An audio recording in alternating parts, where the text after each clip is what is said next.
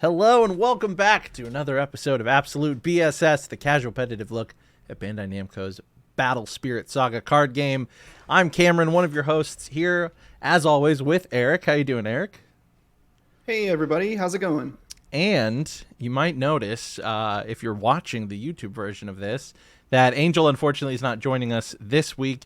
Super busy with work, but we do have Andrew. Andrew, how are you? Say hello, introduce yourself a little bit. Welcome to the show. Awesome. What's up, guys? I got some big shoes to fill. Angel is actually what put me on to this podcast. I got the pleasure of meeting him at Gen Con. So definitely interested to see what it was about. Got into it, watched some videos, and I don't think I've missed an episode since like episode 12 now. So I Heck yeah. big fan and glad to be on here with you guys. Yeah, we're glad to have you, man. Thanks for coming on, and we're going to be talking about kind of our last minute Atlanta prep here. We're going to the Atlanta tournament this Saturday and Sunday. A few of us from the Discord are actually going to be there, which is really, really cool. So like Andrew's coming down, Brennan's coming down, and Shorty is confirmed to be coming.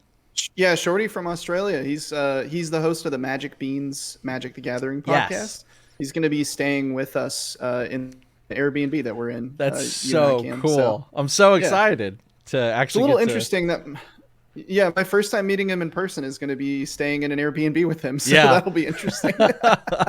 You know, worst ways to meet people, I guess. But we'll really get to know each other. Yeah, it'll be really fun. I should have told him that I snore, like loud. Oh, bad. No, like you want to scare him away, or you just no. Just a forewarning, just a fair warning.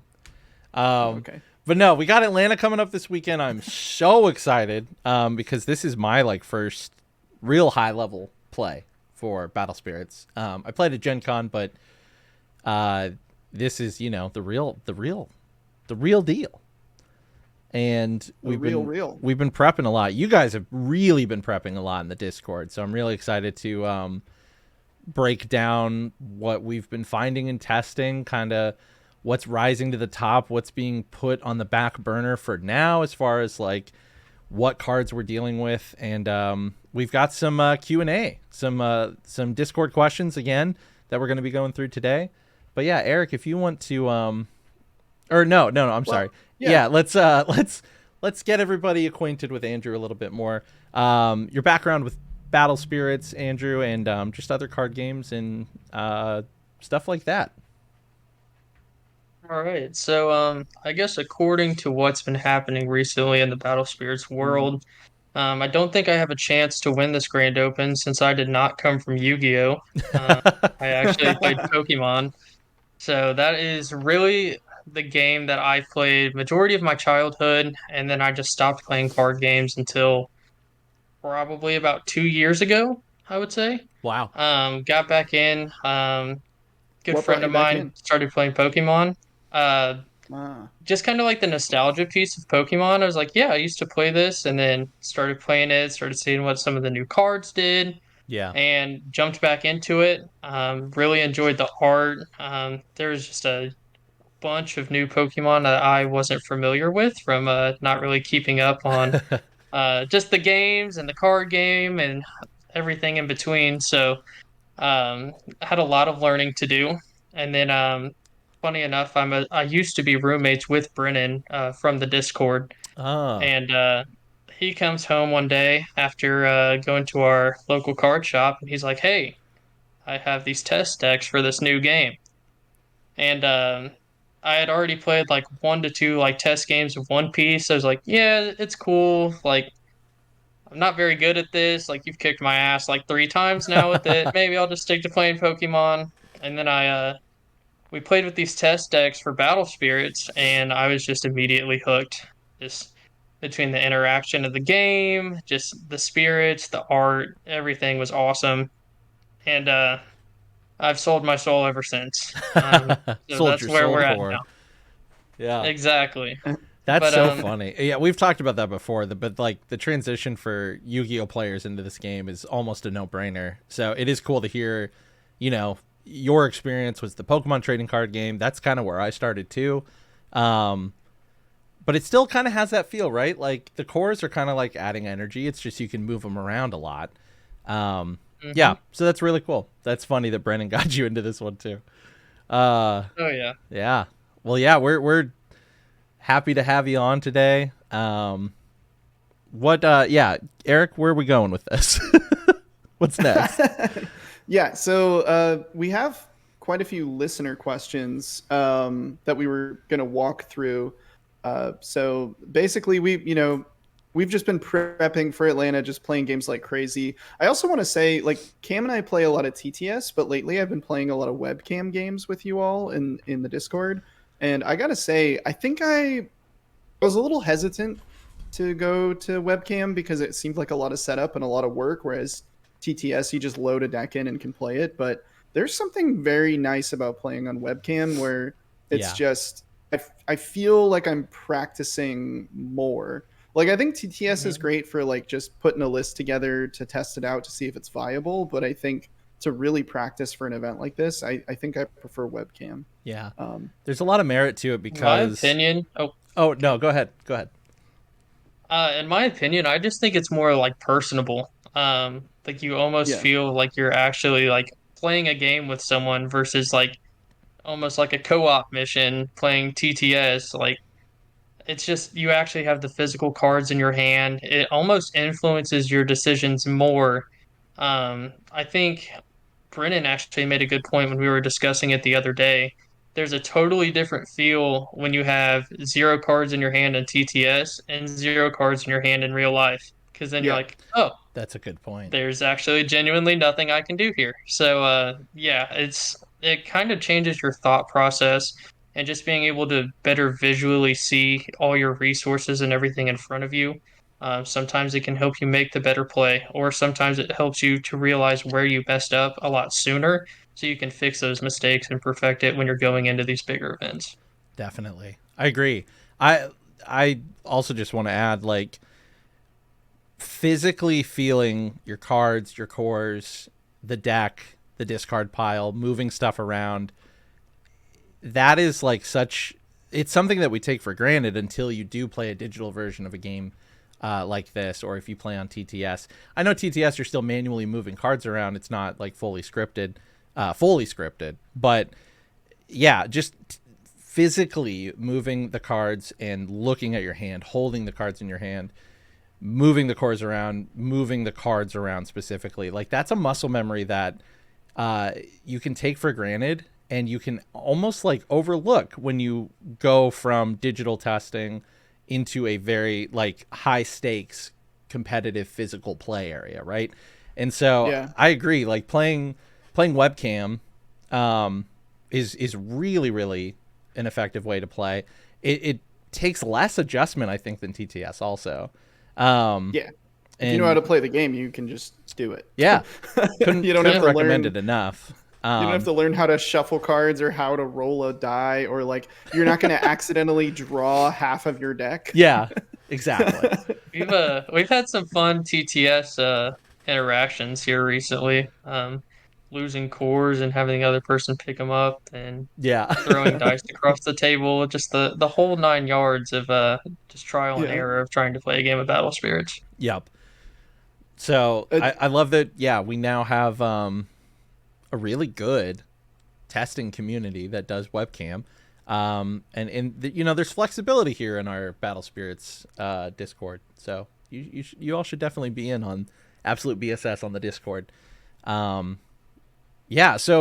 getting it back into that testing and that mindset, do you want to talk about a little bit what we've been doing? Like what, or do you want to do the Q&A first? How do you want to handle this? I mean, that's pretty much all I wanted to cover. I don't think we're going to get into like what cards or decks we've been playing necessarily. Right. But yeah, we don't want to give away the sauce yet. Next week, though, we'll come back and tell everyone what we've been playing. Speaking very vaguely, I will say that I was on a deck and I was very set on it for a long time. And by a long time, I mean like a week. But that's a long time for us with how much testing you're getting done. Yeah. Yeah, I'm always switching decks. I was on like 4 different decks, and I narrowed it down to like one specific deck, and then I changed my mind pretty quick on that, and then I landed somewhere else, and I was on that, and I was like, oh, this is for sure the deck. And then Andrew comes in with his sauce and just made me kicked my ass and changed my mind. Yeah. So I got to be really careful about like what I say on this episode. Because lots of secrets. There's some good deck lists floating around our Discord. Yes, exactly. We're all playing Lampguar. Turns out that discarding a card to give it confront is really good. Yeah. I actually really like Lampguar, but I know that was kind of a low blow. Actually, yeah. I didn't mean to do that to you. You leave my sweet Emperor beasts alone. You can tell I'm not a red player because I'm defending Lampguar right now, but he is kind of cute. He's like he's got a little He's got a little scruffy head. He's a big yak. He's a big yak boy. Big yak. All right, let's get into the questions though. I think we'll probably end up discussing some of the stuff we've been up to as we answer these questions. But, true. So first of all, thank you to everyone who submitted questions. I love that I can come into the Discord, and I've said this before, but I'll say it again.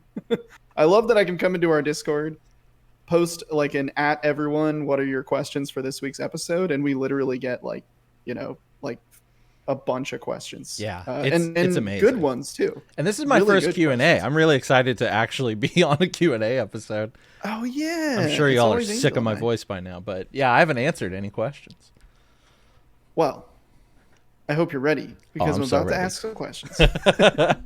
This is going to be fun. From the message you sent me earlier, answering my own questions is not something I was prepared for. Yeah, I asked for questions before we told Andrew that he was going to be on. So yeah, Andrew, sorry, but you do have to. I know you probably thought you'd get away with it and just hear our answers, but you're going to have to answer your own. Mm-hmm. So I split the questions that we received into 2 different categories. We have like general questions about the Atlanta tournament and that sort of thing. And then we have more like general set 3 meta questions. So which of those categories do you guys want to start with? Cam, I'll let you pick. Let's actually start with the meta questions. That's like kind of really fresh on my mind. I'm like 99% sure of the deck that I'm going to play. Mm-hmm. But I've been really looking at everything. I've been looking at the deck list that we've been throwing around in the Discord. I've been listening and reading like all these conversations going on. And there's a part of me that wants to try one other thing or like maybe this other thing. So the meta and set 3 specifically is like very fresh on my mind right now. So let's start there. Yeah. If that's cool. That makes sense too, because it's such a wide meta. It is. There's so many options. It's crazy. All right, so we'll start with a question from Varrock in our Discord. Varrock asks, with the new meta we have now, what are some of your favorite decks/cards that you've seen? You want to take this one, Andrew, first? I will start. Yeah. So I actually have 2 answers for this question. One is just because just some stuff that I've been playing recently. 2 is just because it kind of came out of nowhere and surprised me. So number 1, I am loving all of these different Gale lists that we have been getting here recently. Yep. Just seeing the community go through and refine this list and test thing after thing in this list to try and make it the best version possible. And the thing that I love the most is that it's having success being its own genuine deck and not just a centerpiece to ramp cores, right? It's not just an engine. So seeing that it is like an actual competitive deck and that you can just play around this strategy of ramping a billion cores and playing the game however you want is just like amazing to see. And I think it's getting to a point to where it is genuinely a scary deck to play against. No matter what color you're throwing into it, right? if they see a Highlands and they start just popping off on you after like turn 3, turn 4, you're on the back foot no matter what color you're playing. And that's just how it's going to be as this list gets refined, gains draw power, gains consistency, and it's slowly becoming one of my favorite lists, especially the one that just won this last Grand Open in Liverpool. Yeah. It's it's very scary to see what the possibilities of this deck are going to be, especially once we get more sets and more support for it. I will say you play it very, very well. From the couple of games that I've played against you, and just from talking with Eric, we kind of we won't like spoil anything, but like there are ways that you play Gale that that just are really, really well done. I'm trying so hard not to like give away your sauce, but basically like just the way you pilot the Gale deck, man, is very, very impressive. And I think that it's going to be such, we talk about skill testing cards, right? This is a skill testing type of deck, a skill testing archetype. Because it's so popular, because it's so cool, and because it's so fun and versatile, I think a lot of people will be and should be testing out Gale packets with other cards and stuff like that. But we're going to see a separation between people trying Gale and people really getting as much out of the Gale engine as they can. And I think you're one of those players. Um, I have a love-hate relationship with the deck. Yeah. So we will see what comes out of it, Mm-hmm. but it is definitely an insanely strong deck right now, and in the hands of the right person can be almost unbeatable at any event. For sure. Um, Answer number two for this question. Um, we got to show some spotlight to these K piles. There's Yeah. just so many things that I have seen with these, just between these rainbow mill decks to where you're just cycling Mandala, like Impaler Forest, play it again, K, Uh-huh. bring it back, play it again, 4 turns, mill 48, like what? Like that's it's insane. And then just seeing like these different strategies with what people are throwing into these decks, and it's a huge benefit to the player playing that deck, especially in game one of whatever round you're playing at in these events, because the person sitting across from you has zero idea what you're trying to do. Yeah. Because there's so many things that you can do with this deck. It's insane. If I wanted to throw in K and then, oh, all of a sudden I'm playing Nova out of no, like there's just whatever you can do with it. It's just amazing. I don't know what your guys' thoughts on it are, or if you guys have tested with any K piles. Actually, Eric, I know you had some something Yeah. brewing up along those lines. So, what are your Yeah. thoughts on it? K is a very good card. The card advantage that you get when you play K in a rainbow deck is insane. Because you Yeah. play her and you just get like 4 cards back from your discard, potentially 5 if you're playing all 6 colors. Is she's just so good. My one problem I ran into with that deck was that sometimes you kind of brick a little bit because stuff is just too expensive without the proper reduction. If you just get things in the slightly wrong order, so it's a little bit, I don't know. It's one of those decks that I will come back to and revisit with every set because I think it doesn't do anything but get better Right. as more Yep. cards get released. Yeah. Especially now that we're going to have double symbols. I think there's some opportunity there for like, you could play double symbol cards out of K just to get the extra reduction, but also to be super aggressive and do double damage at the same time. Yeah. So there's some cool stuff you can do with Rainbow. And actually, I think that's just going to be my answer. Thanks for segueing me into my answer. Is not necessarily rainbow, but I love that with the new meta, people are not afraid to just splash random shit into decks. Like Yes. the amount of decks I've seen Yep. where it's this deck, but also it has Hippocampo. Yeah. Is awesome. Right. Because people are like, Hippocampo is such a good card. People are just like, I think I'll put it in my purple list. I Yeah. think I'll put it in my red list. I think I'll put it in my white list just because it's good.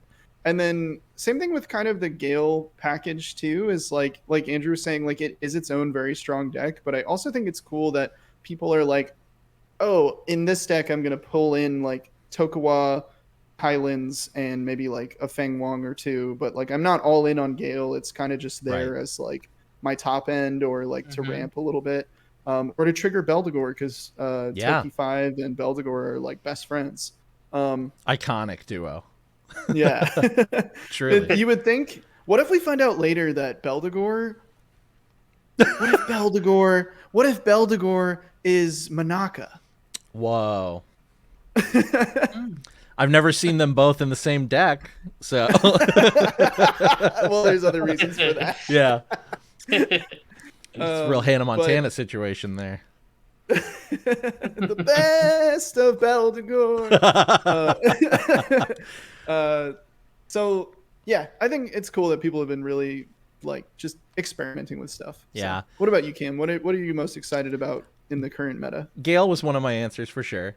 Rainbow was also up there. So to piggyback off of now Eric, yeah, like seeing Hippocampo across all colors is very, very cool. We've seen that with cards like Axe Spider, Beldegor, Joker for a little bit was showing up in a lot of out of color Worker decks. Ant-Man was a big one. Worker Ant-Man, absolutely. And Emmer Ant-Man in the very beginning. Like, Yeah. we've seen little splashes of that, but yeah, now you're right. It's like these rainbow piles, these K piles, even just like we talked about this a lot on the last episode a couple weeks ago, but like really looking at packets of archetypes instead of the full deck being just one archetype. And the fact that this game allows players to do that and players are doing that, like the competitive scene for this game is so versatile and wild and bursting, and it's only at the beginning of that, right? So next set we're going to see just anything in a deck, and that's very, very exciting. I will say the only other one that I've been looking at a lot in this set still, when I'm not testing my yellow deck, is blue. Crush and Golems are just really, really fun. I think blue's biggest problems right now are they have a little bit of trouble with drawing by themselves, and they don't go as wide because they're a little core hungry for some of their creatures and effects, but you know, that's where you look at it and you start pairing it with some purple draw packets, even some red draw packets and removal to keep the board even. So I've been looking a lot at blue. And then one specific card that I've been thinking a lot about in set 3 is Camellia Whip. So, yeah. Gosh. This is a red Reptoid Spirit. 2 cost, 1 reduction. At level 1 and 2, it cannot block. Level 1 is 1 core for 3k. Level 2 is 3 cores for 5k. And at level 2, during your opponent's attack step, if Camellia Whip is exhausted, your opponent's spirits with fewer BP than Camellia Whip cannot reduce your life.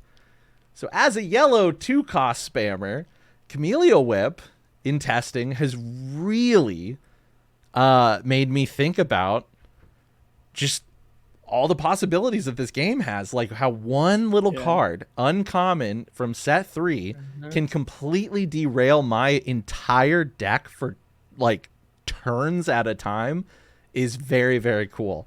So I want to reiterate, just as new cards come out, look at the old ones, because Camellia Whip luckily got picked up like around our testing and stuff like that. But like this thing could have come out of nowhere and really surprised people. So just even little random cards like that, where at first glance you're like, I don't know how effective that is. It can be really effective. It's always interesting, like, to go back and listen to older episodes. Like, I wonder if we talked about this card, because I feel like our initial reactions were probably like, oh, that could be good. I don't know. Yeah, probably. Yeah. So 2 things with Camellia Whip. Number 1, your quality of life goes up a lot more if you just don't think that card exists. Yeah. Coming from somebody who's tested a lot in this meta, I hate that card. Yep. But it is very, very, very good. Yeah. Number 2, you actually mentioned a card that I wanted to touch on a little bit as well, and that's Worker Ant-Man. Yeah. I feel like he was the MVP of set 2. thrown into any list, you're ramping, you're just throwing out your 8 cost guys and turn 3 because you just have so many cores. And now I don't think I've seen a list with Worker Ant-Man in it since set 3 started. Yeah. I think Camellia Whip is probably like part of that reason. Cards like Ritual Fire kind of stall that card out a little bit more now. Yep. But he just disappeared off the face of the earth. Yeah. And that's, Yeah. I think that's probably purposeful as far as like building set 3, you know, from Bandai, from the developers of this game, and the creators. Like, you see these all-stars come out of, you know, these 3 sets now, and they print answers, right?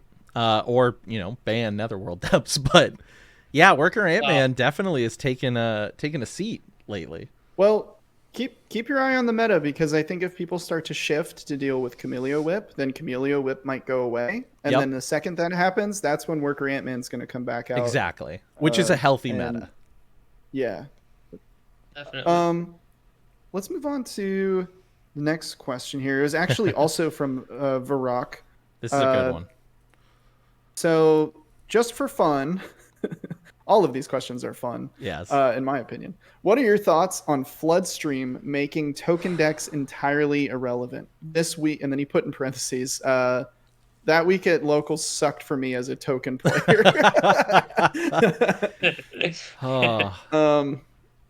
So here's I'll actually start with this one if you guys don't mind. I guess it kind of just be a group effort. I don't know that we each have to answer, but sure. And just tell me if you agree or disagree. I think that as of right now, I would not lean into a token strategy because, Floodstream invalidates that. There's also Ritual Fire that you mentioned. Like, there's like lots of removal going around for like little dudes, and so Floodstream. Do you want to read Floodstream for us, Cam? Just in case people don't know what it does. So this is a 5-cost blue magic card. Can be reduced by 2. Burst. When you lose life, select a spirit. During this turn, treat it as its highest level. You may then pay this card's cost to activate its flash effect. And this main flash effect is what we're talking about, and typically what Floodstream is used for. So main flash speed. Select any number of your opponent's spirits with a combined total of 5 or fewer cost and destroy them. So tokens are 0 cost. Yeah. And so, that even the Colosseum Golem, you know, the big 10k tokens are 0 cost. Yeah. And can just be washed away. Yeah. That's tough. It's very ultimate tough. Value card. Yeah. Truly. Yeah. Floodstream already a good card. I didn't even think about that. And I'm someone who played Ants a lot in set 2. But obviously moved away from the token stuff to try some other stuff when set 3 came out.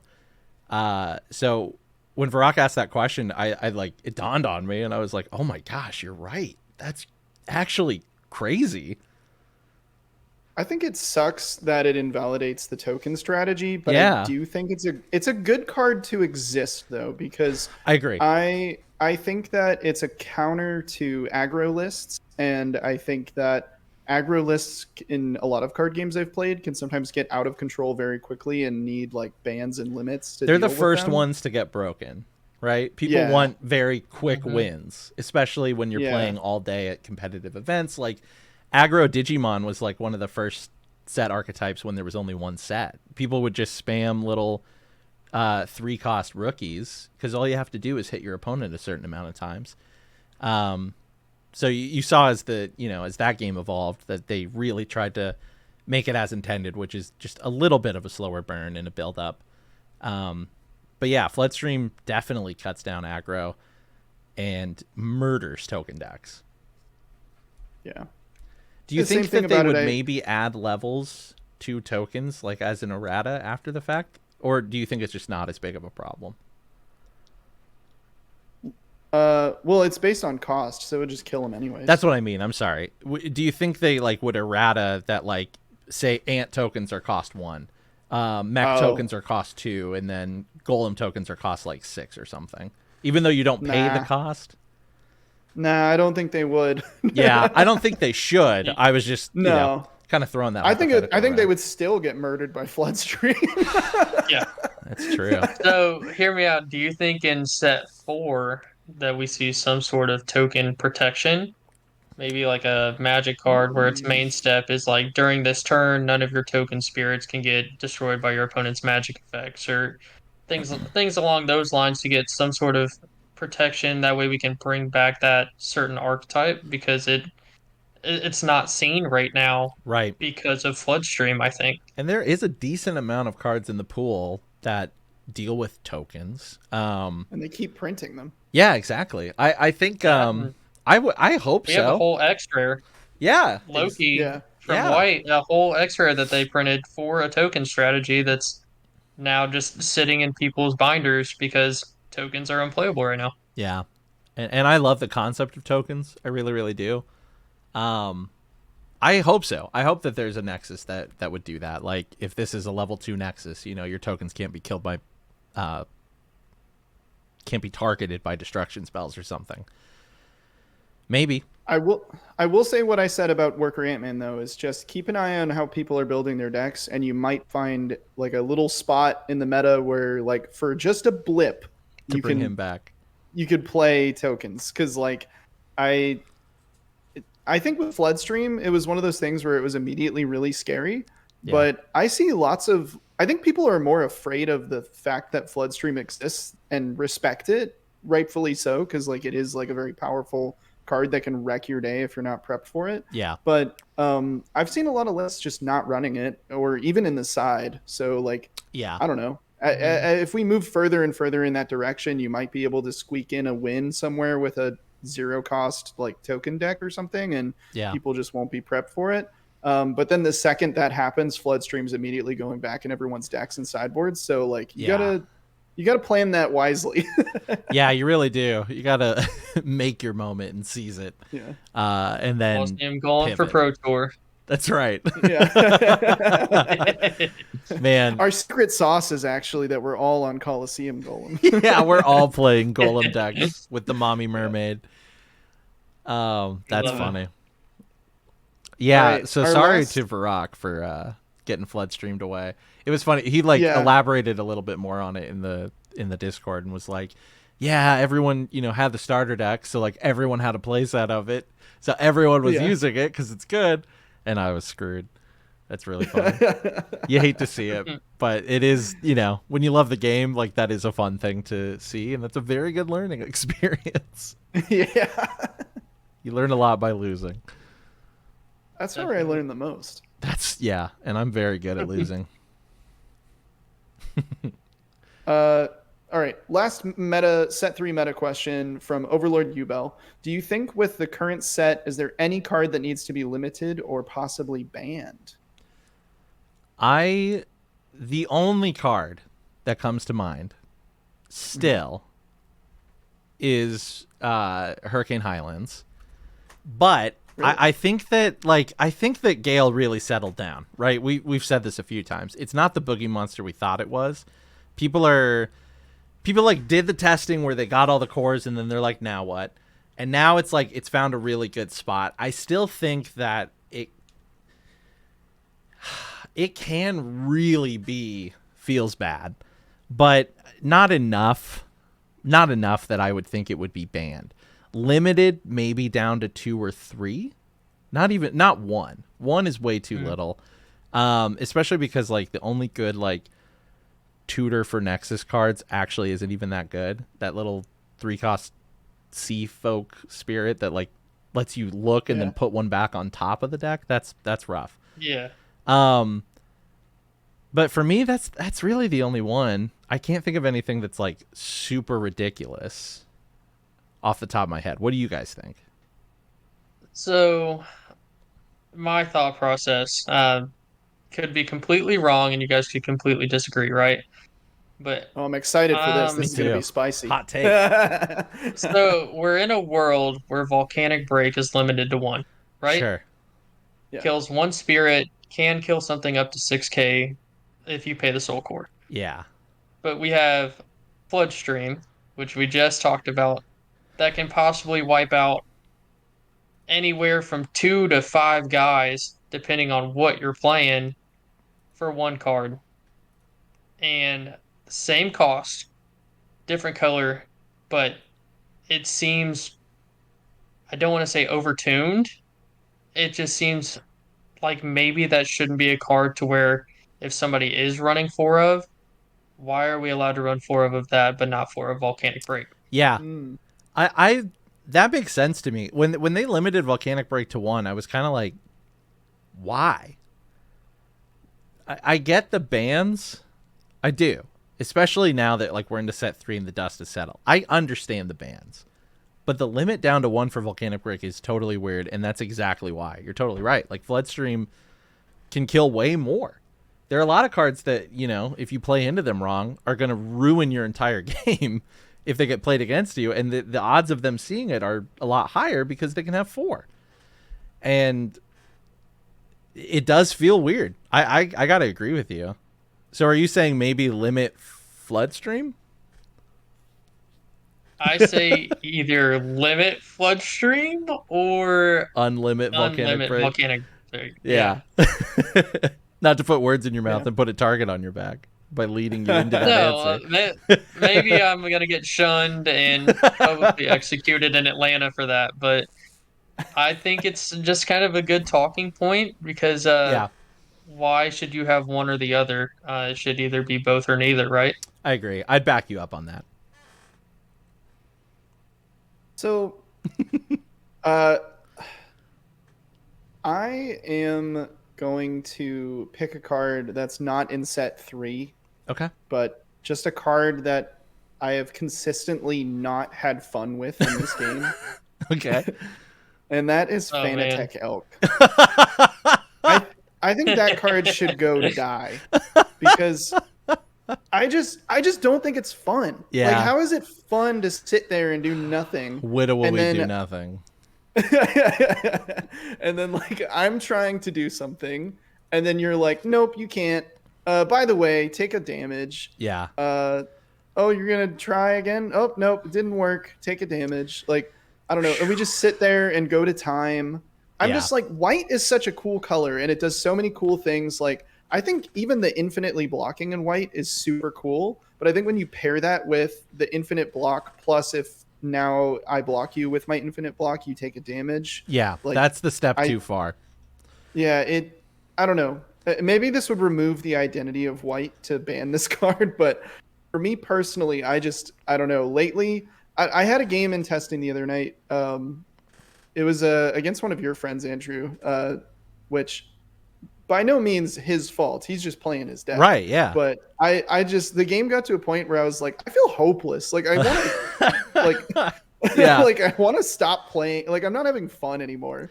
Yeah. My first event outside of the pre-release, I sat down against 2 Manatech Elks and 2 Elephants, and it was like my second time playing the game, you know, like 4 days into it.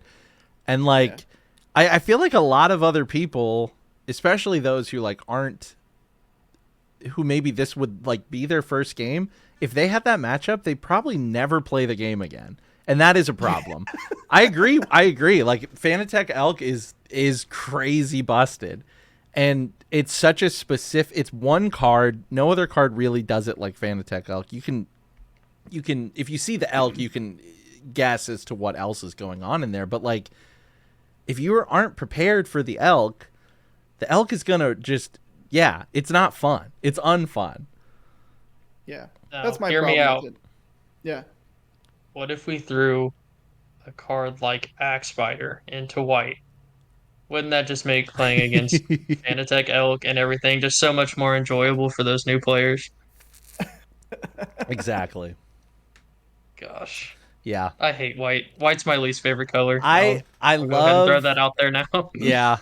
White control is like banging your head against a wall. Well, here's the other reason why I don't like Fanatec Elk is I think white is really cool. I think white has some really interesting and cool spirits. Yeah, and it has its own identity, which is what you want. Yeah, like Stream Otter is my boy. I love Stream Otter. That's Unfortunately, he's not very viable he was very viable in the launch event because nobody knew how to deal with him. And then once everybody figured out that Burning Force was a card, he started dying a lot, and I had to remove him from my deck. But at the very beginning of the game, when people weren't on to how good Burning Force was, man, Stream Otter was the shit. Yeah. But I think white is really cool, and I like that they can block stuff and they're really good at it. But I don't have fun playing white myself because I tend to like get to this point with my decks where I'm like, this deck would just be better if it had Elk in it. And then I put Elk in, and then I play a couple games, and I'm like, I'm not having fun. Yeah. I agree. I don't think it's that fun to play either. Yeah. Personally. I get why people do. White. People play white for the card art. You're a fan of mechas and giant robots, and you're just immediately drawn to play white. Yeah. Yeah. And at a competitive level, it makes sense because it's a good card. It's a good strategy. It's very useful and powerful. And like, especially if you're playing for money, like if that's your goal, to go to these events and win stuff, to either sell it or to actually get a monetary value. Like, I understand wanting to play a deck that is very effective, but it's hard for me as a player to separate the fun factor out of that. I'd rather play a deck that I really, really love and know pretty well that might not be the most optimal than to play something that feels like watching paint dry, and then you're not having fun, your opponent's not having fun. But like, I get it. I totally get it. But I agree with Eric that, it's not a fun card. The white control players are going to come for us in the comments. Yeah, we just lost we're done. 20 listeners at least out of our monthly. But well, it's also a great deck to take to an event if you just hate going to the bathroom. Or eating, yeah. Or eating, yeah. If you just don't want to eat or use the bathroom or do anything other than play one game of Battle Spirits in 55 minutes, perfect deck for you. It's a torture device. Thrill of overtime, man. Yeah. You got to love those tiebreakers, baby. Oh, yeah. Jeez. Put 51 cards in your deck. Yeah. Anyways, sorry, white control players. I think white is awesome, and that's why I really like white, and that's why I don't like that card, is because that card makes me not want to play white. And I think it deters building anything else in white and exploring what white can do, because you're right. Like, I do the same thing, Eric. I'm like, how do I finish out this deck? Well, I guess it all points towards fan attack elk, but I don't want to do that. Yeah. And then as soon as you put it in, then you start making accommodations for the elk a little bit more, and then it turns into a white control deck, no matter what. But hopefully, I don't know. Hopefully set 4 has some answers for white control. But even then, like, I don't know. It's a weird one. That's a weird one.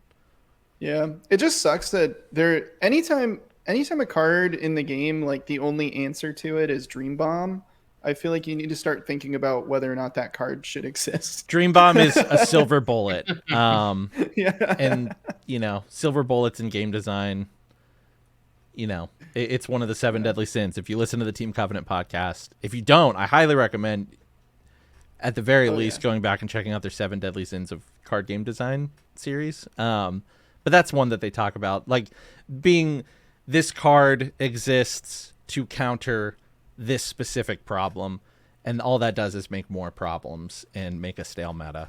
So Dream Bomb into fan attack is that kind of situation, unless they give it armor white, but yeah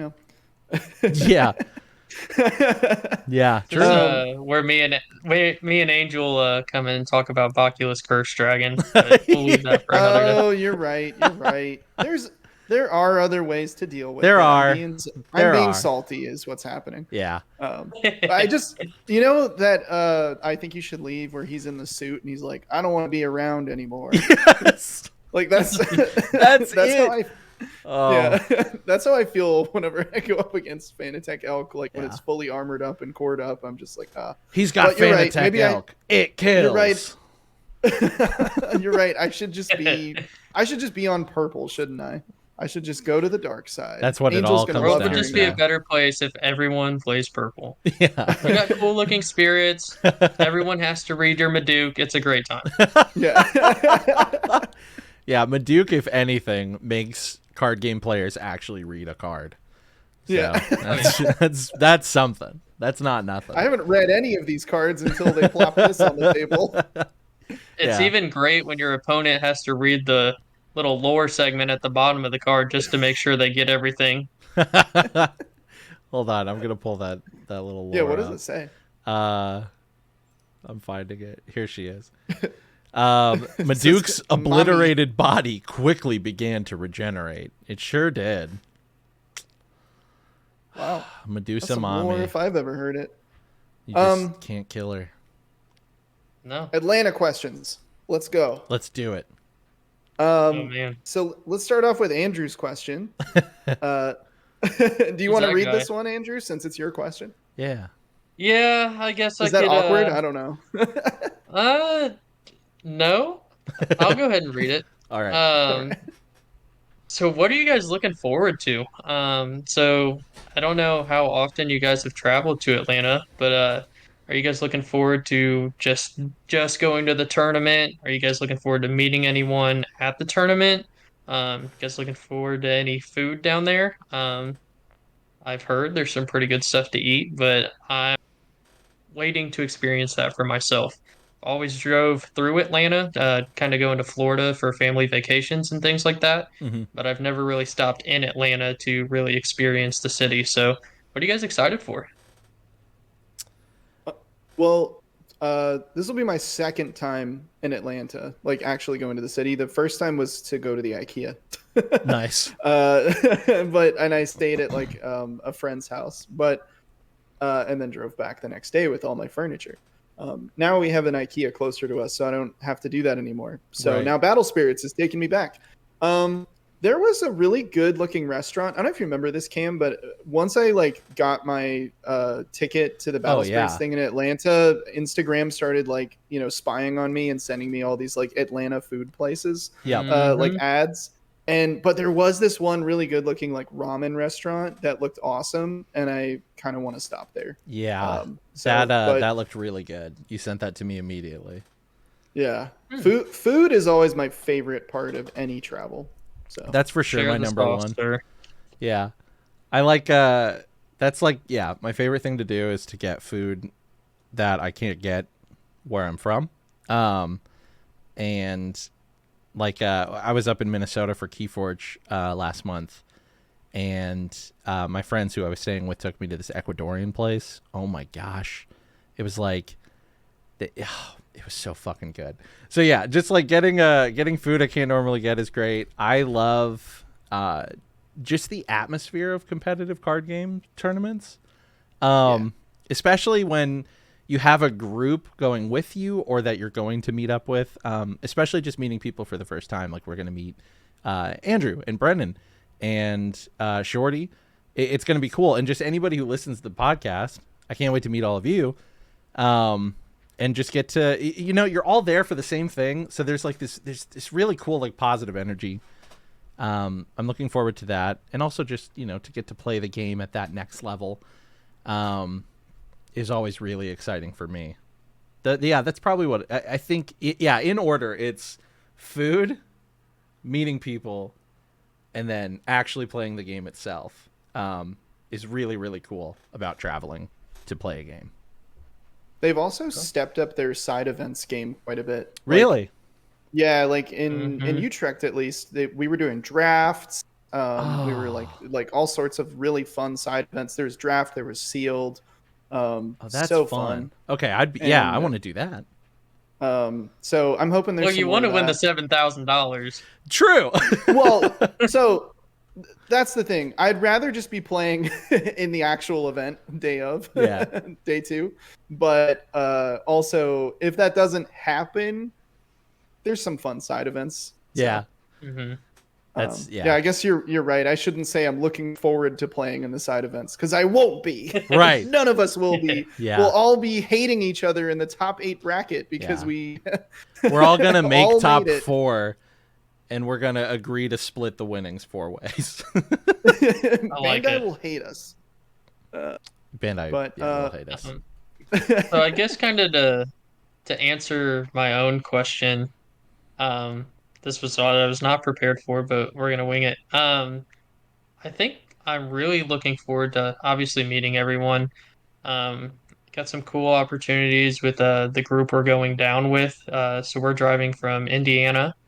Hmm. Um, it's gonna be about an almost 8.5 hour drive for us. So good little road trip, good little bonding time, and good time to second guess everything that I know about this game and change my deck list 50 times. So we're Oh. super excited for that. But also with that too, I have been looking up some restaurants, and the Instagram stalking has started from Atlanta. So I have seen a couple places that are nearby that look pretty good. Um, we'll just see what they have at the hotel event center for lunch. I think after Ohio, realizing that the lunch break might influence what deck I play because it was so miserable and I needed like food to keep going. Um, I never thought that would be a thing until then. So it kind of influenced my choice for this, and I'm hoping they have some good food options during the event. But I think outside of it, for like dinner and something like Saturday night, Friday night, it's going to be probably number two on my list. And then number three for me is probably going to be the tournament itself. It's I think it's going to be interesting compared to the rest of the events, um, just because I don't really know what to expect for this event. If you look at all the events this year, there's been what, two red decks that have won, one yellow, one green. Yeah. So Yep. it's kind of hard to tell. It's pretty much like, hey, what have you been playing for the last couple weeks? It's been a couple weeks since we've had the last Grand Open. That's what you're taking. It's not going to be, oh, this just won last weekend, so we'll play to counter this or we'll play that deck. So it's kind of hard to tell because people have had a little bit of a gap to like test some new things. So I am excited for it. I love just grinding 8 hours of Swiss just all day. Like it's just so mentally just great. But definitely It's so probably not the fun. most favorite thing that I'm looking forward to, I guess. Oh, sure. I honestly do love Swiss tournaments. Even like when I'm getting my shit rocked, it's just really cool to know that like I'm still gonna play as many rounds as I came here to play, and then if I get a losing record, it's like, okay, now you get into a different mindset, right? You're like, okay, I'm already out, but instead of dropping, I'm gonna play this deck a little bit more. I'm gonna try some different things, maybe side over cards that I didn't. Um, so that's cool. I like Swiss, but I understand the mental fatigue of it is bad. So looking forward to some restaurants at the end of the day. That's the right move. So I'm glad you've been doing some research. Oh yeah. Hopefully have some celebratory beers if we all Oh do my really well. gosh. That's what I'm or saying. some pity beers. We're gonna have beers either way. Yeah. I think that actually segues great into Varrock's Atlanta question. What decks are you expecting to see at the Atlanta Grand Open? Yellow. Um, Yeah. I'm expecting to I'm see ex yellow. I think that's a solid answer. Yeah. Yellow. It's kind of like you just said. Like I think yellow, green, red. Um, I think we'll see pretty much everything. I Like think that's so kind of too. I what do I'm think we'll see expecting. a lot. Definitely more yellow than other events though, because of just how successful we've seen Genbu and some Luster builds. Cosmic had a video the other day of Luster versus Golems, and that was really interesting. Yeah. Yeah. There are some I cool love Luster seeing the lists. golems in action. Yeah, me too. I back to the token thing. Like, I really hope that there will be a place for tokens because I think they're cool. But Luster, especially, like we talked about some of the Angels in the last episode, and I see a lot more lists popping up online of some of these Luster builds. And after a successful, top 8 placing with them, I think more people are going to try to replicate that or put their own spin on it, or at the very least test it out. Especially if a lot of people that are going to be there have already gotten their invite. We're going to see a lot of like unexpected decks this late in the season. True. And so that's exciting to me. Yep. You really don't know. Like, you can, practice and play test all you want and think you know what you're gonna see. But I'm expected to be surprised. I really am. I think I think we'll see some K two. decks too. Oh, sorry. No, you're fine. I think Yeah. two like shout outs I kind of want to give as far as what I think we're going to see more of. Maybe not field dominating by any means, but something that's going to be more represented is white control. Kind of to full circle the podcast back to Fanatec Elk. It is an insanely good card in the meta right now, right? Yeah. Especially with Gale just winning and just being able to block while exhausted is super good. Red has a super fun time trying to play into white control. So I think that is definitely something that we might see a little bit more, especially in the early Swiss rounds. Mm-hmm. And then purple. I think a couple top eight finishes. I think a lot of the purple players, speaking personally, I guess, have been scared to play it because it's more like one of those scenarios where what do you build for? Do you build for yellow or do you build for red? What are you doing here? Right. And at the end of the day, it's like, okay, you just kind of play the purple that we have been playing and kind of throw in some of the new cool tech cards like throw in the costume artist, draw some cards, loop it with Yeah. the Lamorak. Yeah, I got so many cool things going on, and I'm just going to outvalue you.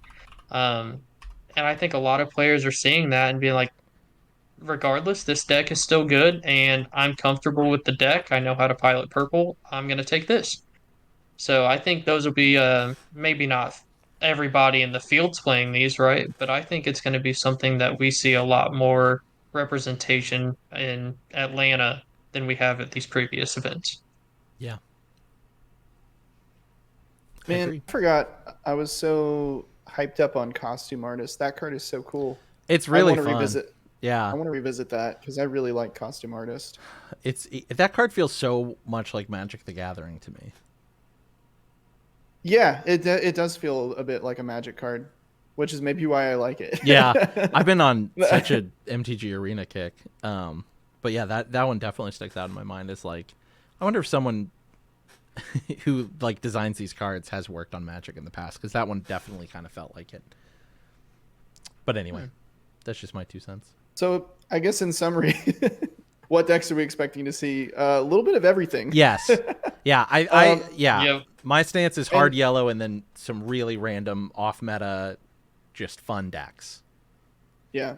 I think you make a good point of white control. I think, and unfortunately, because you know how I feel about Elk after I spilled the beans on my feelings there, you know, I hope I don't know. I never want to go into an event like being like, oh, if I can just dodge this in the bracket or whatever, like, yeah, you should. But I do really hope that I do really hope that I dodge those. Just like not because I can't beat them, but just because like I just want to have some fun.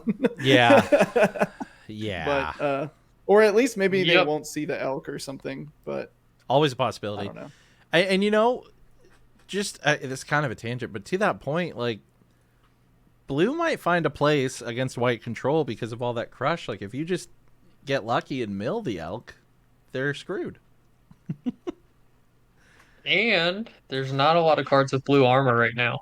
So yeah, very true. A lot of your removal, battle tricks, everything like that. I mean, doesn't really have an answer for it right now compared to what all the other colors have. Yep. Randolph is gonna destroy your Pegasion.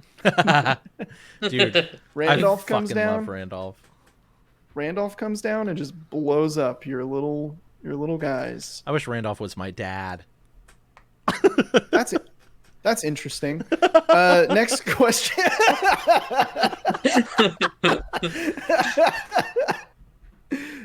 Did you guys have anything else you wanted to say about that? Daddy Randy. No, I'm good. Daddy? No. This next one is another Andrew question. Do you want to read this one, or I guess not read it, but like explain what your question was? And then I want to hear you answer it first. Yes. Oh man. Okay. Gotcha. Okay, so do you think the deck that you take to Atlanta would be the deck you take to the Pro Tour? That's a great question. Great question.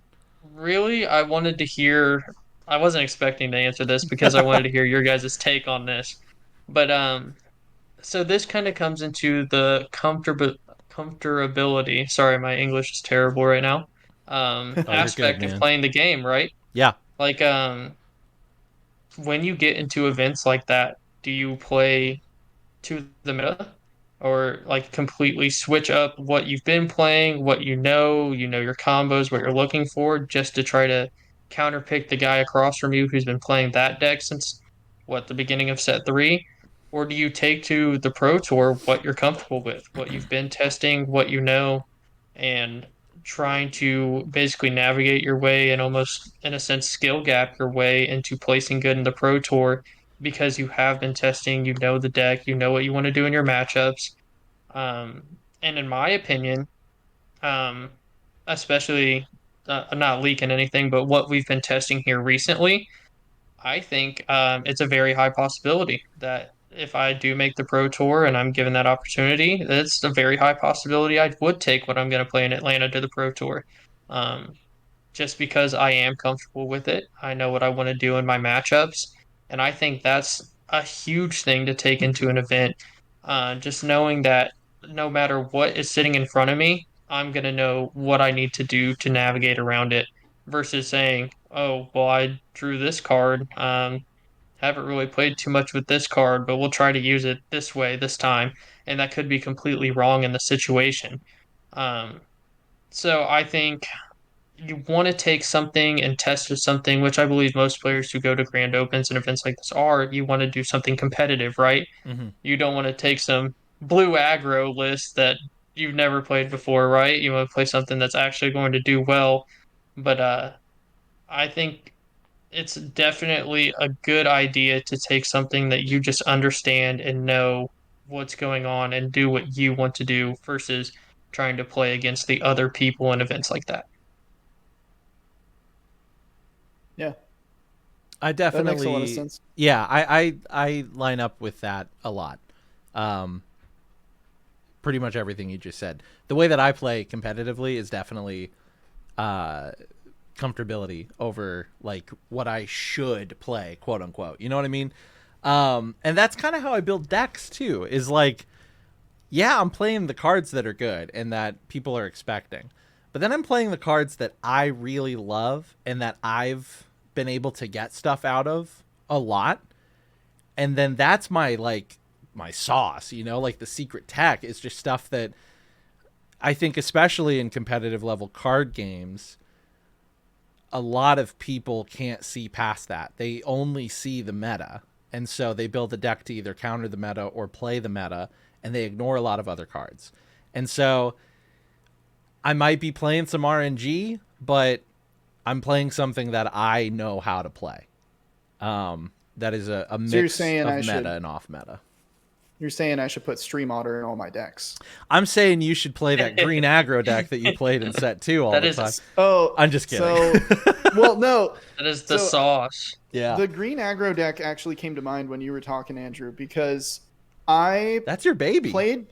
Yeah, I love that deck. I know it inside and out, and it's very the way that I built it was very different than any other green aggro list I've seen because I also used Tin Soldiers and Joker, Yeah. like in the main board, and just it was just all exhaust all the time. 4 Scop Owls because he's the fucking champ. Love that guy. And like I got so comfortable with it. I did decently well in Tulsa, and but I was just outside of the top 32 to get my invite to the Pro Tour in Utrecht, and then I got the pass down, but I didn't get the pass down until like it was like right around the corner. Which, by the way, planning like international flights that quickly also sucks. Yeah. But so I was like, well, what am I going to play? And I was like, I guess I'm just going to play this because this is what I know. I know it really well. It's all I've really been playing.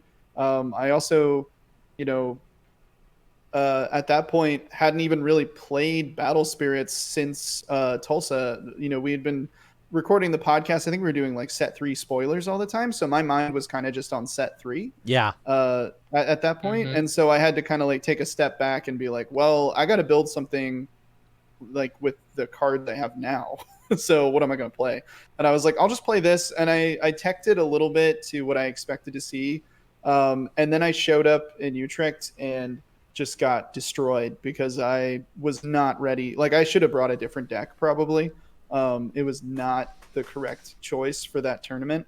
But at the same time, like, I don't regret doing it because I honestly just had no clue what to play. And I at least felt comfortable going in with that one, even though I didn't do super hot. Sure.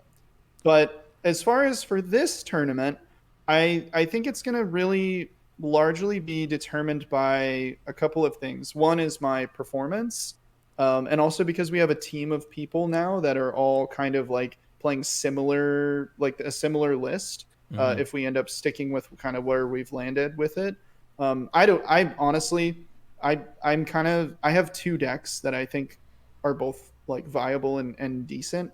And so who knows? I'm going to bring both and a bunch of cards with me. And who knows? I might make like a midnight or 3 a.m. Apparently we have until 10 a.m. of the tournament. Like, we're right before the tournament, we can submit our list. So, oh, wow. Yeah, I think it's like 9:59 a.m. you can submit your list. So who knows? Might make an 8 a.m. decision to switch colors. That's so funny. Hungover, pre-shower. Yeah. Yeah, this is what I'm doing today. I will probably make that. I'll probably make that decision while I'm in the shower. That seems like a shower decision. Yeah. I'm trying so hard not to do that specific scenario. Yeah, you don't want to be there, but right. But you can be. Oh yeah, it's definitely. I'm like bracing myself for that possibility where I need to stay strong and just go with what I'm going with. I think it depends on my performance and also just what I see, like what I see other people playing, and then also what tops, like what are the top decks, and then how do I think my deck would play into those. If I'm on the top tables, that'd be awesome, and I'd get to find out. Right. If I'm not at the top tables, watching those games and seeing how they play out and see if I think I could beat that, and then maybe testing into those. So yeah, I think it. More than likely, I will, unless something goes horribly wrong. Yeah. But I think if something goes horribly wrong, I'm probably not going anyways. So yeah, that's a good point. Makes sense. I feel like for me, it's definitely based on placing. If I were to win, I don't think I would take it to the next one because then I think people would expect it. I kind of want to be middle of the pack. Like, obviously I want my invite. And that's the goal, right? The goal for me in Atlanta is to just do well enough to get the invite. And just have fun. But if I were to win, I don't think I would. If I were in anywhere under top 8 to top 32, I'd probably use the same deck next weekend in Portland. And then for Worlds, who fucking knows? That's crazy, but a lot can happen between now and Worlds. That's down the line. Yeah, exactly. So we might get more bans and restrictions. We might get like some weird little extra set that they drop out of nowhere. Like, who knows? On that note, I hope set 2, baby. Yeah, lore set 2 would be so fucking cool. But yeah, I feel like I feel the same way as you, Eric. It just kind of depends on placement, but also with Andrew, just knowing your deck list really well and what the cards do goes a long way. There are good cards and then there are good pilots, right? And so if you have both, you're going to do good. Yeah. I agree. All right. I think this is our last question. Cool. This is from Type in our Discord. Hell yeah. So this is a really interesting question because it's about the event, but it's not about the game itself. Right. I'll just read it. Yeah. While in a setting like a Grand Open or a Pro Tour, do you feel any anxiety affecting your game? If so, is it early on, later on, and or do wins and losses play a factor? If you did at one time but have since overcome it, in this case, it referring to your anxiety, what kind of tips can you offer a newer player to the tournament scene? And then he says, shout out to my girl, so proud of you. So I think this is I can't remember if it was his girlfriend or his wife or fiance. I apologize, but I remember he got her into the game, and she's been doing pretty decently well. And so, yeah, I guess maybe she's feeling a little nervous about going and was wondering. So what do you guys think? First of all, yeah, congrats to Type's partner. I think she like won that first local that she played at. Yeah, something like that. Yeah, and that's super cool. That was a very, very cool post to see come across the Discord. I was so happy. Yeah. One, you know, everyone should be able to feel welcome to anything that they want to participate in as a hobby. Everyone needs to do a better job at nurturing a safer space for stuff like that. You can definitely see a shift in the board gaming space over the last few years. But specifically Battle Spirits, you know, it's probably a lot of bleed over from Magic, and Magic has, you know, kind of an infamous, or can, we all know that one Magic player, you know? So, so first of all, and some of those people are playing Battle Spirits now. Yes. I know for a fact they are. But yeah, so that's just super cool that one, Type has a partner that wants to, try some hobbies that you can both have a shared interest in, and then to go to that next store level is it's an intimidating step, right? Like my wife started playing Keyforge with me at some Keyforge events, and luckily that was like a really just nice and easy thing for her to do, but that's not always the case. So very exciting that you both can play this game together and at a higher level. As someone who's done some events, I haven't done a Battle Spirits high event like this, but Keyforge, I was just at Worlds last month. I personally feel the anxiety from an event in round one, and I usually get over it about 15 minutes into that first game. I have a lot of experience with games and at different levels of competitiveness, but my biggest advice is like lean into it a little bit, like breathe before the game, breathe during the game. Don't put too much pressure on yourself to do well, but focus on what you are doing, and that'll help free things up. And then the tension starts to melt away, and then, you know, you're just playing your game. And that's my biggest advice is like, I definitely feel it right at the beginning there. But once you do it, honestly, you're going to totally forget about it. And then like the real fun energy around you starts kicking in, and like the adrenaline starts turning into just like, oh, I'm going to do a cool move here. And even if you lose that first round, honestly, that's kind of a pressure being lifted. You got the L out of the way, and you're about to play someone who also had a loss. And then that's, you know, you're on equal ground. Like a lot of the nerves melt away if you lose. With a win, you can feel a little more pressure. But again, it's just one turn at a time, not even one game at a time. Just play your game. Just focus on what you're doing and do it. You've done it hundreds of times. That's my best advice. Makes sense.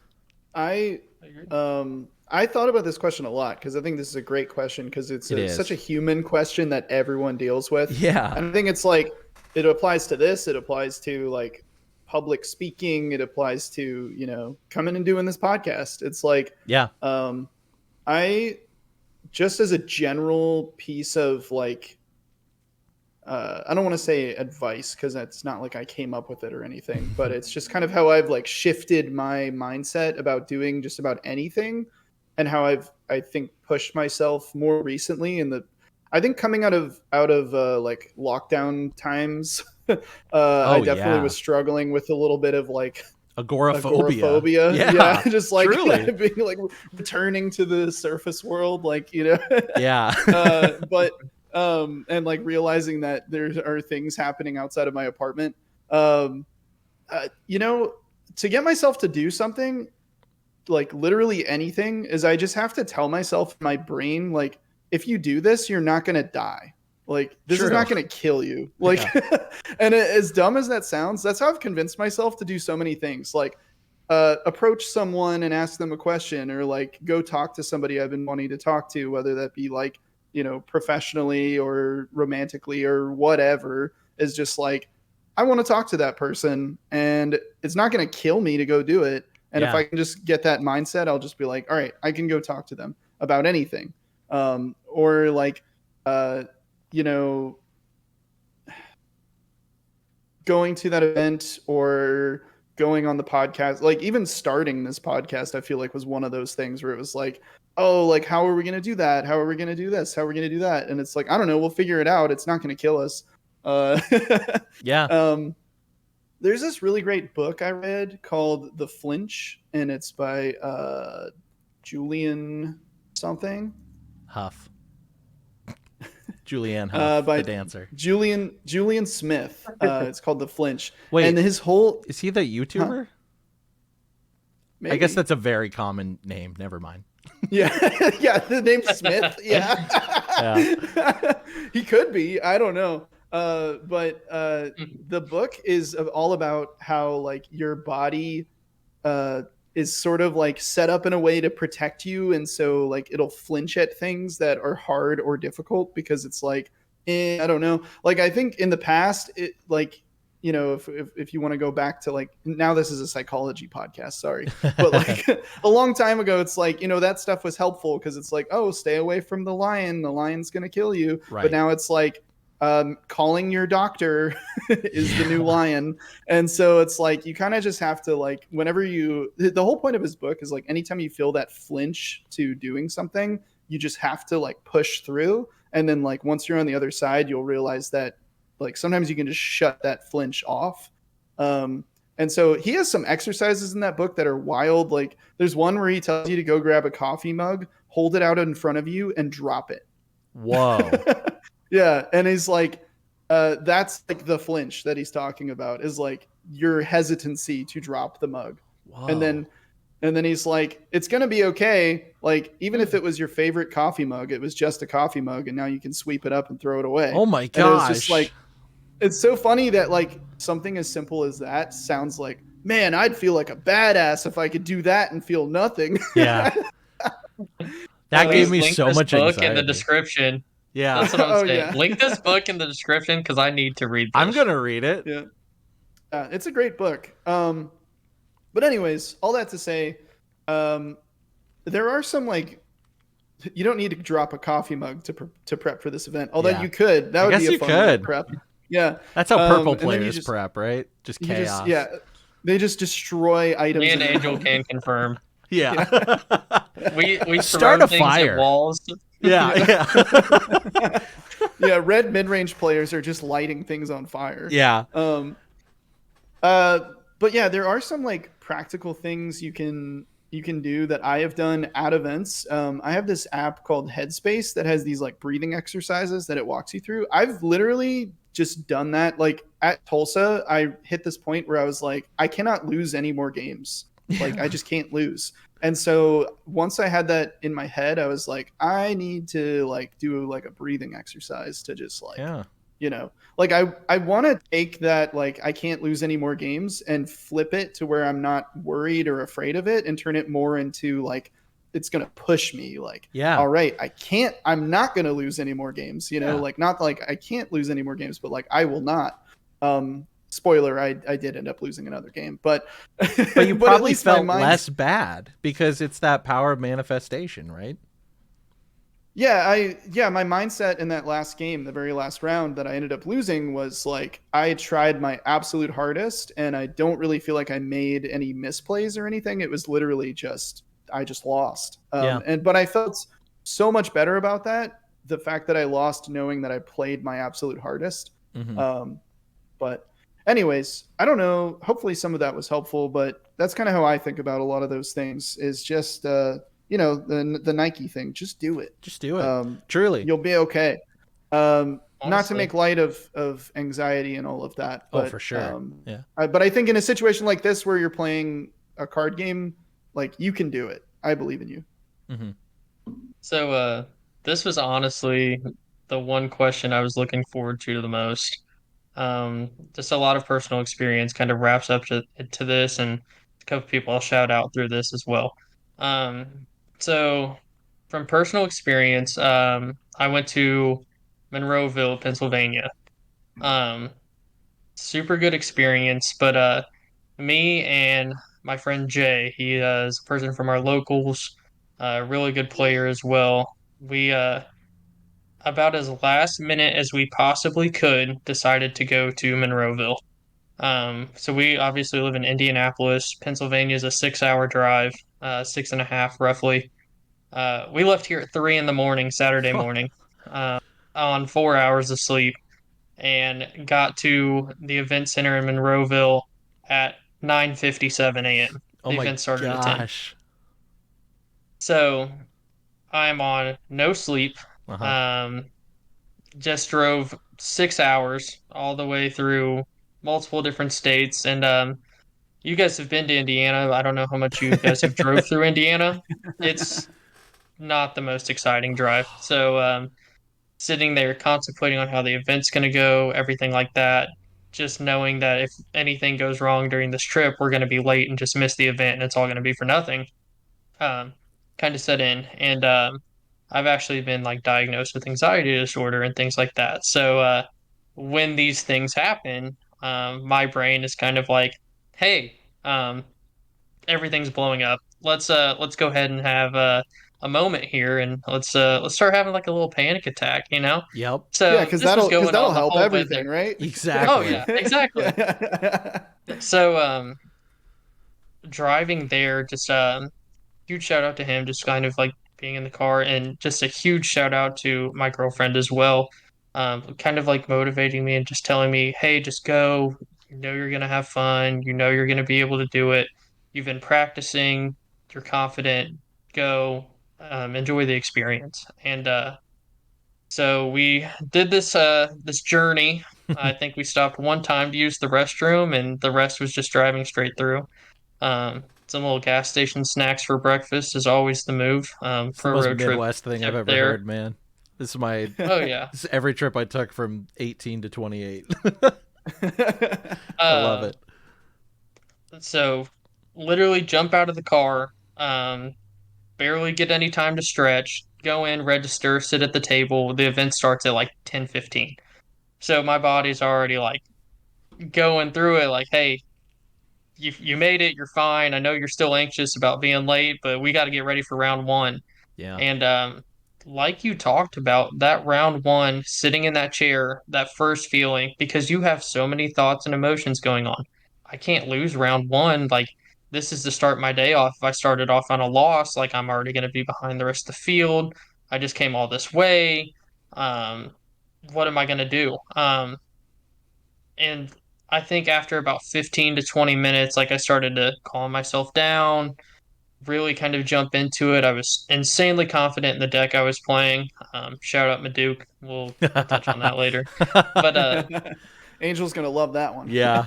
That was for Angel. we uh we ended up winning that round one. But throughout the whole event, like I'm just on no sleep. I'm chugging water, like Yeah. going to the bathroom, and this is like Axe Spider Prime meta, right? Like half the field is Yeah. on Axe Spider.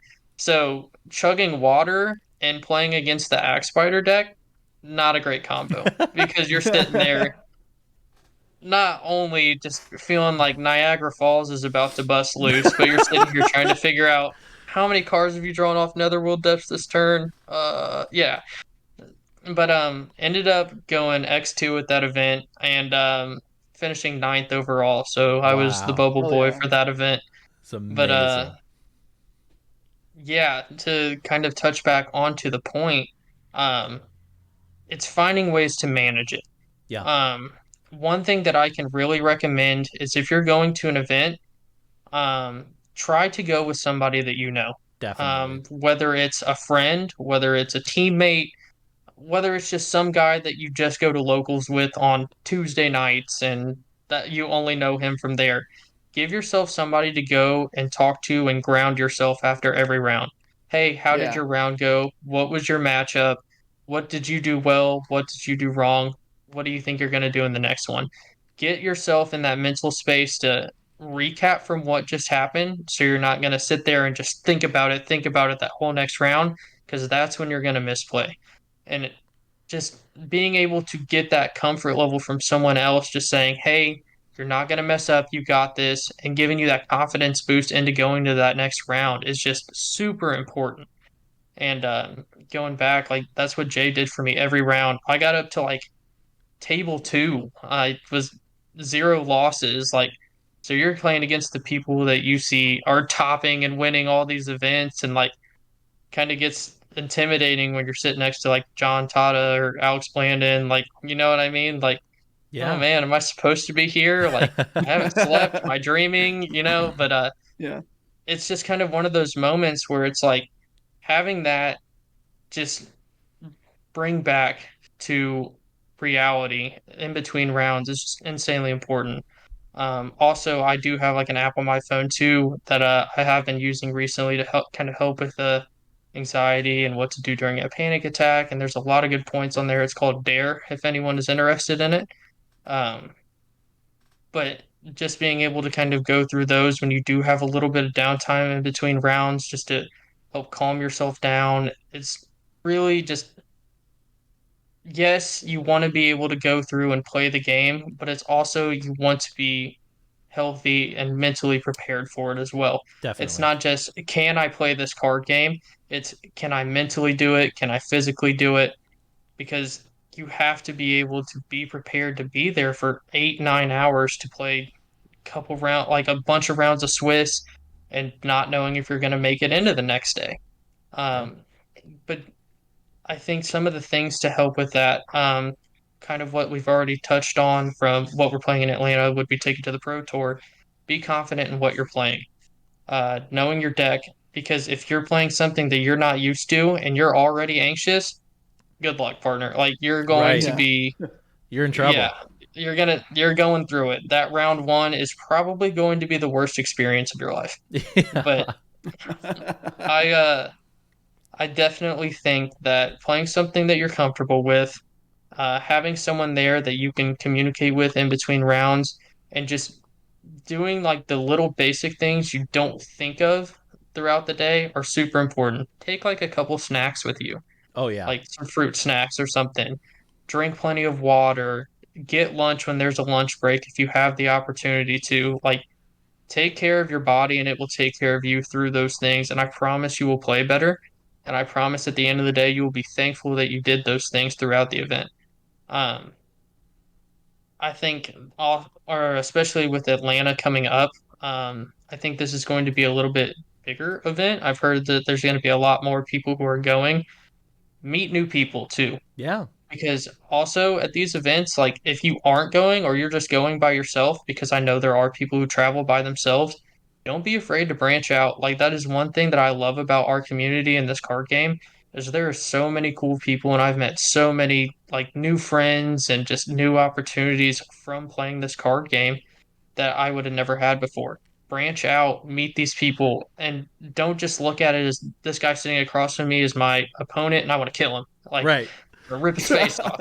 No, get to know that person. Like, especially like Ohio was like one of my coolest experiences, right? Because I'm like, hey, where'd you travel from? I traveled from Indiana. Well, we just flew in from Salt Lake City, Utah. Like, Yeah. you really kind of get like the grasp of like how big our game is and how much it's branching out and affecting these people. And it's just a super cool experience too.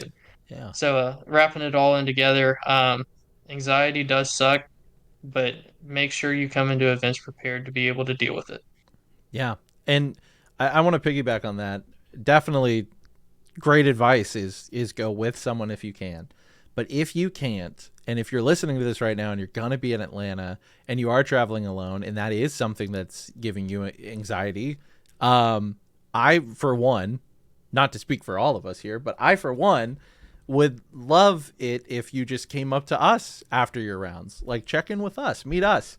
We'll be that anchor for you, because that is such an important thing. When I went to Keyforge last month, I went alone. But I was never alone the whole weekend because I met people that were I already had something in common with. You know, that really does Yeah. help break that ice and make that a lot less scary, because I don't love meeting new people typically, but in those kind of settings I can do it, and it is very, very fun for me. And I also have just made a lot of friends in a lot of different card games doing exactly what Andrew just said. So if you need that, and if you think that sounds helpful and that's something that you're looking for, just look for the Absolute BSS shirts. You'll see us. Yeah. Come check in with us. I would love that. If we can help in that way at all, that's great. And that's excellent advice. Very well said, Andrew. Thank you. Yeah. Mm-hmm. Yeah, having someone is definitely helpful, because when you were saying that, I realized, like, I think every Battle Spirits event I've gone to, Angel has been there with me. Yeah. And it's like, we do have a home base, which is just like the second one of us is done, I don't sit there and linger on everything. I immediately go over to Angel to see how he's doing. Yep. Or he'll come over to me. So it's very helpful to have that. So it goes such a long way. Yeah. It's really huge. So yeah, definitely echoing what Cam just said too. Like, if you are going alone and you're going to be in Atlanta, and if we do well enough, which I think we will, we'll come find us in Portland as well. We're hoping anyway. Oh my gosh. Or even if you, just come say hello regardless, honestly. Yeah. I'll maybe have some tokens for people. We'll see. Cool. I'm kind of low stock right now, but yeah. If I have some and you ask me, I will do my best to give you some. So, and also chat with you. Tokens are super playable in set 3, so definitely take all the tokens you can. Exactly. Oh man. Oh well. That's all of our questions that we had submitted by the listeners. Yeah, awesome questions. I really like that the questions this time around were so varied and on such a wide variety of topics. Yeah. Didn't expect us to get into like mental health and that sort of thing. That was definitely a fun conversation. I'm glad we did. Like, we could do an entire episode on the mental health of card games and the taxing nature of competitive events, especially. But like, I really do appreciate that. You know, this is we've talked about this from the very beginning. You know, it's about the community that you are making at the same time as you are participating in it, and all of that is cyclical and all of that matters. So I guess I'll repeat what I said that one time, which is that you are the community. Yeah, so, absolutely. You're not a part of it. You are it. Yeah. So just remember that. Put yourself in other people's shoes, especially like if these aren't problems that you unless deal they're with. Stinky shoes. Unless they're stinky. Just a little empathy goes a long way. And if you don't suffer from anxiety, I'm very happy for you. I'm on meds for it, and I can manage it pretty well now. But not a lot of people are or have access to or can. So like, it's a very real thing. And yeah, just if we can make it any easier for everybody involved, including ourselves, like we should. So very excited for Atlanta. All that to say that if anyone listening is going and is nervous, come hang out with us. We'd love to meet you and talk to you and just get you out of that weird headspace and just do what we came there to do, and that's play the card game. Yeah, if you're on the fence about going, you should come, and then come find us. Yeah. Yeah. We'll be there. We'll be there. So yeah. Sweet. And yeah, thanks again for all the questions, everybody. If you want to be involved in the next Q&A or involved in anything, again, you guys have been testing like crazy. I feel like a sham of a host on this podcast, because I haven't been testing nearly as much as you guys. I've been just a little fly on the wall. I've been super busy lately, but like, I'm reading all of the conversations and lurking on the webcam games. But if you want to get involved in all of this and just have a team that supports you and just a bunch of really cool people to talk about this game with, join our Discord. Absolute BSS pod at gmail.com is where you can email us and find us on socials. You're probably already watching this on YouTube, but if you're listening to this on Spotify and want a visual companion, or just want to see some other different videos as the game progresses and into other games, definitely follow us on YouTube.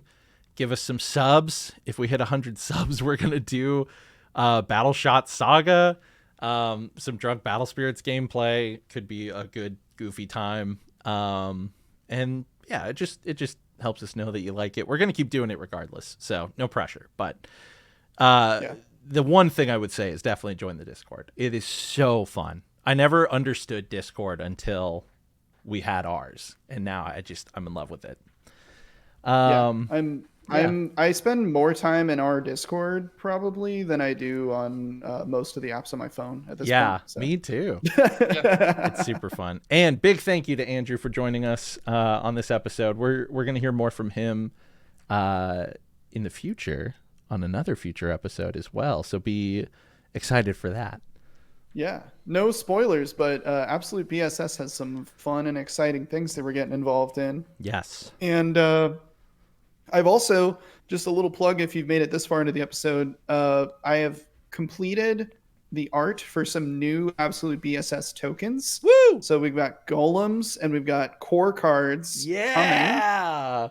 I don't know how to give out core cards because I feel like I'd have to give someone like 30 cards. So I don't know that those are going to be giveaways necessarily, but I've updated all of our tokens so that the backs of them are now cores. So maybe if you just continue collecting Absolute BSS tokens, you can make a set at some point. That's what you're into.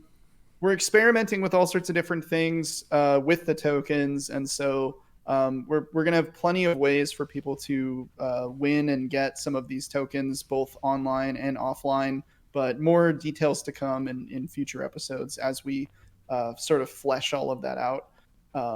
But I have really been enjoying playing webcam games, so I really want to get like either a community night where we like regularly play webcam games in the Discord, just like everybody hopping in, or like or both of these things, I guess, get like a big tournament going with like Absolute BSS token cards for prizing and stuff. So would love to do some online BSS tournaments. Yeah. Discord exclusive. Again, just another reason to hop in the Discord. Andrew did it, and now look. We're all hanging out. He's in the hacker den with us. It's awesome. Well, yeah, thank you once again, Andrew, for coming on. Shout out to Angel, who's not on this episode, but is a very integral part to all of this as well. Excited to get him back maybe on the next one. And excited to go to Atlanta and see you guys and play some Battle Spirit. So the next time you'll hear from us, it'll be our Atlanta recap. And I'm looking forward to it. Hopefully we'll all snag our invites, right? Hell yeah. I have a couple shout outs before we go. Yeah, go for it. Shout out to LGS, Bulldog Community Gaming. Woo-woo. A lot of good friends and a lot of good opportunities there. If you guys have watched Cosmic's Gen Con recap video, he speaks on it a little bit, talking about our community there. Super great players and a lot of good competitive players there as well who have pushed me to the point where I'm at. So it's allowed me to get into these opportunities to go to Gen Con and win the Thursday event to meet Angel. And now I've gotten introduced to you guys. Like, it's just crazy how everything's kind of wound up to this. So shout out to everyone from there. Also, shout out to you guys. Like, I'm loving all the content you guys have been putting out. You guys are doing a great thing for the community. Just putting like just something for somebody to go and listen to know that people are engaged and active in this game and this community, because there's so many people who are doom posting on this and that and all over Facebook. So just being able to come to a place like this and have something positive that they can listen to, and just people talking so casually about the things that people experience at these events and things that people should actually look forward to at these events is super helpful. So shout out everything you guys are doing. And like Eric said, we do have some stuff planned for the future. That'll be more to come, and I'm excited to hop back on here and talk about it and discuss that further. Hell yeah. Thanks, man. I appreciate that. I really do. Yeah. We have fun doing it. This is what we wanted from the start, was to just have a cool community to build up the game with. So we appreciate everybody who is involved in any way. Whether you're playing the game and you don't even know about us, you're doing a good job, honestly. Like, and yeah, shout out to anyone else or everyone else who's making content and just trying to make this game go where it should be going. I think it's on good legs. It's been a fun year for this game. Yeah. Set 3 set 3 definitely gives me some good confidence in the future for this game. Yeah. I'm excited to 2024. see what they come up with next. Yeah. Yeah. Well, all right. I think that about does it for us. We're going to get out of here. We'll catch you next time on Absolute BSS. Thank you guys for joining me today. And yeah, we'll see you later. Bye-bye. See ya. Later.